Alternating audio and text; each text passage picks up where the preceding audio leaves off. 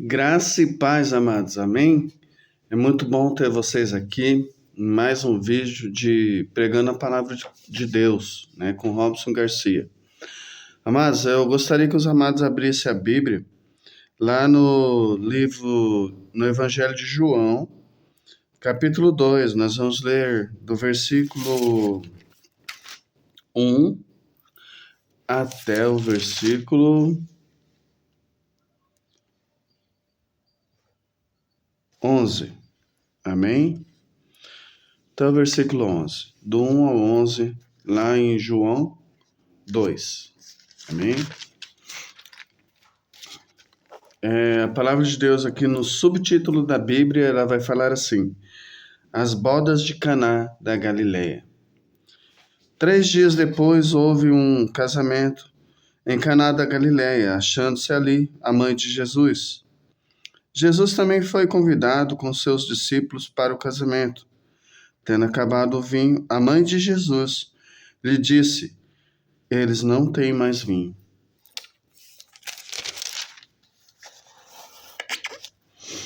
Mas Jesus lhe disse: Mulher, que tenho eu contigo?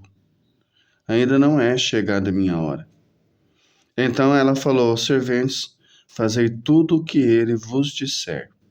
Estava ali 6 talhas de pedra, que os judeus usavam para purificação.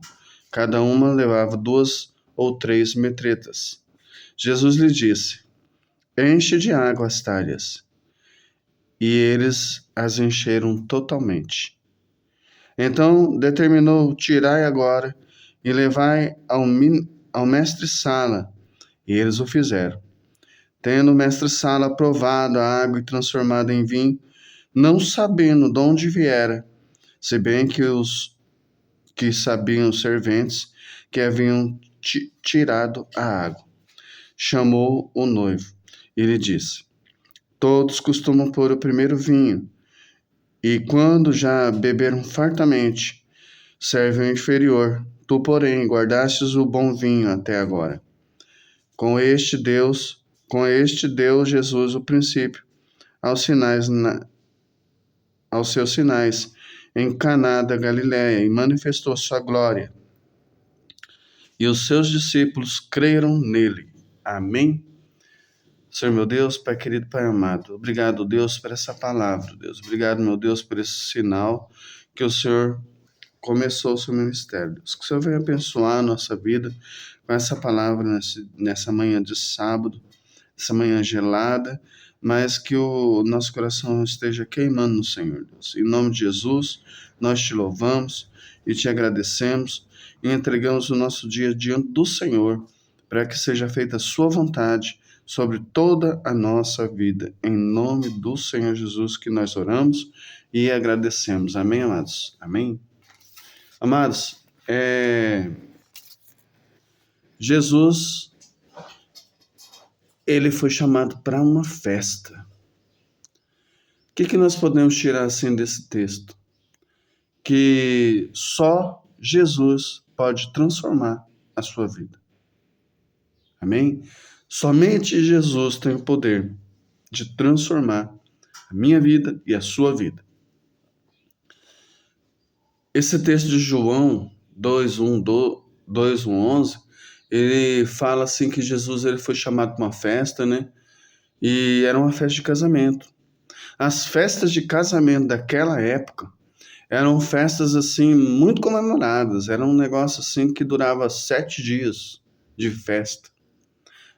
Muitos de nós, né, mais ou menos da idade que eu tenho, assim, 40, 45, já viu esse tipo de festas assim, porque antigamente uma festa, né, para ela durar pouco, ela durava aí uma noite, varava um dia para o outro, né, ou às vezes era 2 dias, 3 dias de festas.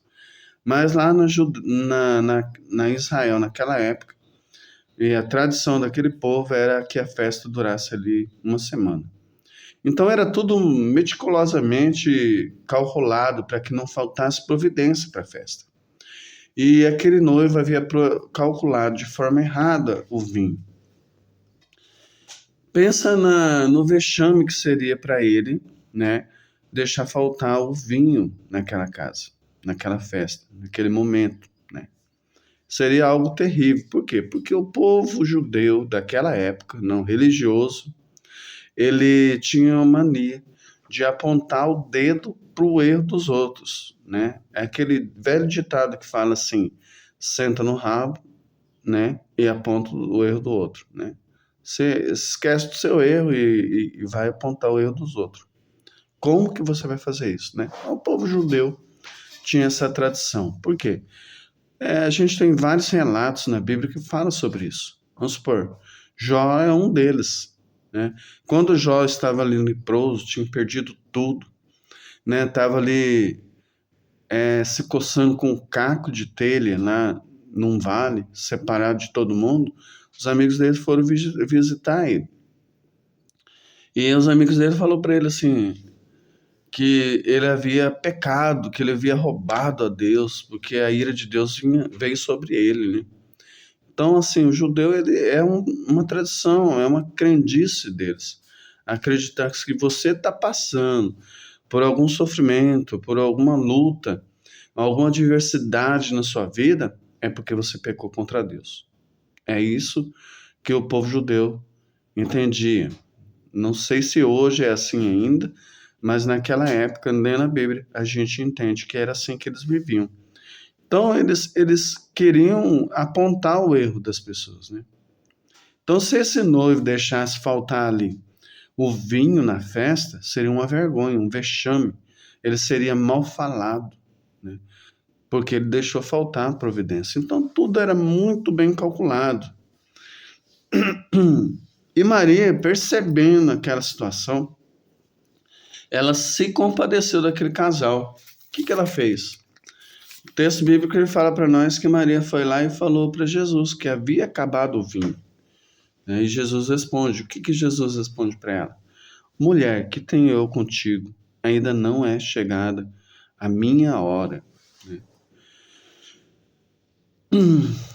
Maria, ela sabendo de quem era Jesus e o que ele podia fazer, ela foi e deu uma ordem aos serventes dos garçons da festa. Vá e faça tudo o que ele vos disser. E os camaradas foi lá e encheu o negócio de água, né? As talhas até a boca, assim. O negócio ficou bem cheio. E eles encheram e Jesus falou, vai e leve ao mestre Sala. E aí, amado, eu acredito que aqueles camaradas ficou olhando assim, falou, esse camarada aí não tá certo a cabeça não, hein? Eles olhavam para aquela talha cheia de água, porque eles sabiam que era água, e eles levavam aquela talha lá para o mestre Sala. E o mestre Sala enfiava, né, o caneco, a taça, sei lá o que eles usavam, dentro daquela talha de água e tirava vinho. Você já imaginou nisso? Mas o mestre Sala não havia olhado que era água, mas ele tirava a água, mas saía vinho. Só Jesus pode transformar a nossa vida. Esse foi um milagre. O primeiro milagre de Jesus foi o milagre da transformação. Jesus transformou ali a água em vinho. Os cientistas eles falam que para poder fazer uma transformação dessa deveria que usar energia nuclear para separar um átomo de outro e fundir outro tipo de átomo para transformar a água em vinho. Jesus ele fez isso somente com a palavra. Jesus falou: faça isso e faça aquilo. E aconteceu. Então, Jesus, amado, essa palavra, ela nos ensina que Jesus tem poder para transformar a minha vida e a sua vida. Só Jesus transforma. Jesus, ele transforma a vida daqueles que o buscam, daqueles que o seguem. Jesus tem esse poder. Em que ala da sua família você precisa de transformação? Você precisa de transformação no seu casamento? Você precisa de transformação na educação dos seus filhos? Ou você precisa de transformação nas suas finanças? Em que área que você precisa de transformação? Qual é a área? Jesus, ele pode transformar a sua vida e a minha vida. Nós podemos tirar aqui alguns princípios desse texto. O primeiro princípio é: você precisa convidar Jesus para a sua vida, para a sua casa. A primeira atitude que esses noivos tiveram foi de convidar Jesus para o seu casamento. Jesus, eu não sei se eles convidaram Jesus porque eles eram amigos de Jesus, porque eles conheciam Jesus, mas Jesus ele estava em ascensão. Jesus acabava de ter sido formado rabino na Galileia, né? Jesus estava ali, já tinha escolhido 12 alunos para ele. Jesus já estava causando, né, no meio dos judeus. Tanto é que os camaradas da sinagoga não gostavam dele, porque ele estava fazendo tudo diferente dos seus preceitos e confrontava eles. Então Jesus já tinha uma certa fama. Então pode ser que esse casal convidou Jesus por causa que Jesus já era uma celebridade ali naquele lugar. Então esse casal teve a atitude de convidar Jesus para o seu casamento, para a sua casa. Eu e você devemos convidar Jesus para a nossa casa, para a nossa vida. O segundo princípio que nós podemos tirar desse texto é que você precisa identificar o problema. Maria, ela teve essa sensibilidade. Por quê? Jesus não tinha percebido que o vinho havia acabado e as causas daquilo. Os discípulos de Jesus não haviam percebido, o noivo não havia percebido. Mas Maria teve sensibilidade de perceber quais as consequências de acabar o vinho naquela festa. E ela se compadeceu e ela foi e procurou a solução para o problema. E a solução para o problema é Jesus. Jesus é a solução para os nossos problemas. O terceiro ponto, você precisa levar os seus problemas para a pessoa certa. A pessoa certa, quem foi a pessoa certa a qual Maria procurou a solução desse problema? Jesus Cristo, Filho de Deus. Maria levou seus problemas para Jesus resolver. Se você tiver algum problema com seu irmão, com seu líder, com o seu familiar, antes de você falar mal dele, antes de você agir pelo seu próprio coração, leve seus problemas para Jesus, porque só Ele tem a melhor solução para os nossos problemas. Jesus é a solução dos nossos problemas. Porque já pensou se ela houvesse levado esses problemas para outras pessoas, já iam começar aquele burburinho, aquelas fofocas. Oh, acabou o vinho, que vergonha, oh, e mais ou menos assim. Então, se você pegar e levar o seu problema para a pessoa errada, vão gerar aí mais problemas. Então, leve seus problemas para Jesus. Quarto princípio que nós podemos tirar desse texto é que nós precisamos aguardar o tempo de Deus, o tempo de Jesus, né? No texto fala que quando Maria perguntou para Jesus, né? Falou para Jesus, ó, acabou o vinho, e ele falou para ela, que tenho eu contigo, mulher.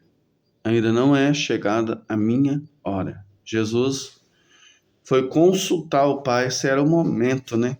Acredito eu que Jesus falou assim para ela, porque ele tinha que saber de Deus qual era o momento certo dele começar o ministério dele. Então, as coisas vão acontecer na minha vida, na sua vida, se nós colocarmos diante do Senhor. Mas é no tempo do Senhor, porque Ele sabe o tempo certo para todas as coisas. E ali era o tempo do início do ministério de Jesus. Era o tempo ao qual Ele precisava fazer aquela manifestação sobrenatural do seu poder para que as pessoas crescem nele. E os discípulos, a palavra fala que os discípulos creram em Jesus quando Ele fez esse sinal, esse grande sinal. E o quinto princípio é que nós precisamos obedecer a Jesus. Para isso, amado, nós precisamos ter relacionamento com Jesus. Como que você vai ter relacionamento com Jesus? Orando, né? Lendo a palavra, tendo relacionamento com Jesus através da palavra. Por quê? Porque só assim, amado, você vai saber o que Jesus espera de você. Os evangelhos, eles são um manual de instrução. Através do exemplo de Jesus, da vida de Jesus, de como ele espera que nós sejamos. Ali Jesus está ensinando com a sua própria vida como nós devemos agir, como nós devemos proceder diante de todas as situações que possam aparecer na nossa vida. Jesus é o caminho, ele já diz isso. O sexto princípio é que com Jesus, o melhor ele vem sempre depois. Mestre Sala, quando recebeu aquelas taças de água e tirou o vinho, e tomou o vinho, ele percebeu que aquele vinho era o melhor. E ele falou ali para o noivo, geralmente as pessoas deixam o melhor vinho no início e o pior para depois, que estão todos bêbados ali, né? Trazendo nas minhas palavras, estou parafraseando, né? Jesus, ele trouxe o melhor vinho naquela festa. O melhor vinho veio das mãos de Jesus. E quando Jesus, ele tá nesse negócio, tá na nossa vida, sempre o melhor vem depois. Jesus, ele passou por muita luta, ele foi crucificado, açoitado, e teve uma morte de cruz, uma morte vergonhosa. Eu vou ali sobre se todos o pecado de toda a humanidade, dos que haviam passado, daqueles daquela época e dos que haviam de vir, que sou eu e você. E Jesus, ele foi e ressuscitou ao terceiro dia. Ele subiu aos céus. E ele está lá preparando um lugar para mim e para você. Então entenda que com Jesus o melhor sempre vem depois. Às vezes é difícil viver essa vida de crente, né? Vamos supor. Às vezes você é perseguido, às vezes você é motivo de chacota, às vezes você é tomado como pessoa boba, como pessoa louca, como pessoa fanática.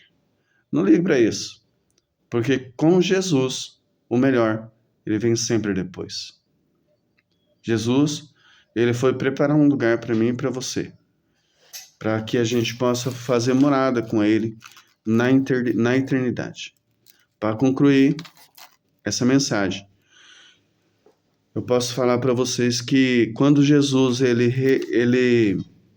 realiza um milagre na nossa casa, grandes coisas acontecem. Eu não sei o que você está passando, eu não sei o que você precisa fazer, mas eu sei o que você precisa fazer, na verdade. Primeiro ponto. Jesus sabe o que você precisa fazer. Primeiro ponto que você vai precisar fazer é convidar Jesus para a sua vida, para a sua casa. O segundo é identificar o seu problema. O terceiro é levar o seu problema para a pessoa certa, e essa pessoa é Jesus. E o quarto é aguardar o tempo de Jesus, é o tempo de Deus. E o quinto, você tem que obedecer a Jesus. E o sexto, para fechar, com Jesus, o melhor vem sempre depois. Amém? Que o Senhor Jesus possa abençoar a sua vida e a minha vida com essa palavra. Que nós possamos trazer essa palavra para a nossa vida, que nós possamos viver essa palavra. Que nós possamos ter comunhão com esse Jesus que pode transformar a minha vida e a sua vida. Tenham um ótimo fim de semana. Que Deus abençoe a vida de vocês. E que você entre lá, curta, compartilhe, para que mais pessoas possam ter acesso à palavra do Senhor. Amém? Um grande abraço do Robson para todos vocês. Deus abençoe.